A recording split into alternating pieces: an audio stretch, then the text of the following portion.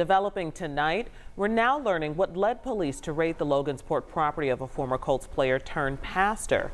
Right now, Daniel Muir and his wife Kristen are in jail after police found their 14-year-old son safe on their property nearly a week ago. Rich Nye is here live in studio tonight with what we learned from the court documents about the alleged abuse of the boy and perhaps other children in that family. Rich? Right.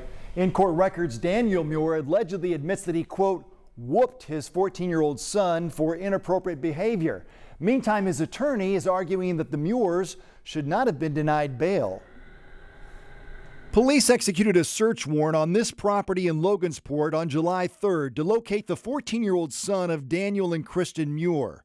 This is where Daniel is the pastor leader of a religious community. The boy's grandmother had reported alleged abuse at the hands of his father and provided police with a photo of the boy with a black eye and swollen face. Court records say investigators also have a recorded phone conversation between Daniel and a family member where Daniel admits, "I whooped his blank like a grown blank man." Daniel says he punished his son for inappropriate behavior and that if they lived in their religious homeland, the boy would be put to death for his acts. But they can't do that in the United States. For more than 2 weeks, the Muirs would not cooperate with the Department of Child Services investigation, leading to a silver alert and the eventual raid. Police say the boy was found safe and well, along with other Muir children. But 2 boys told investigators they had been whooped by their parents, one even getting a bloody nose from their punishment. Daniel is charged with domestic battery, a misdemeanor.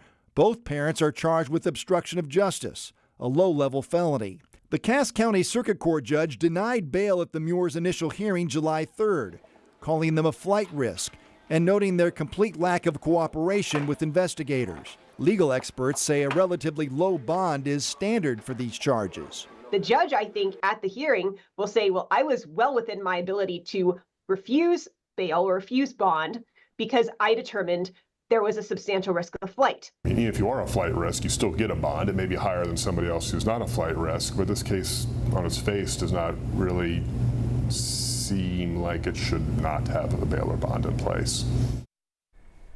Now, the judge did set a bond hearing for July 16th, but that will leave the Muirs in jail for almost 2 weeks.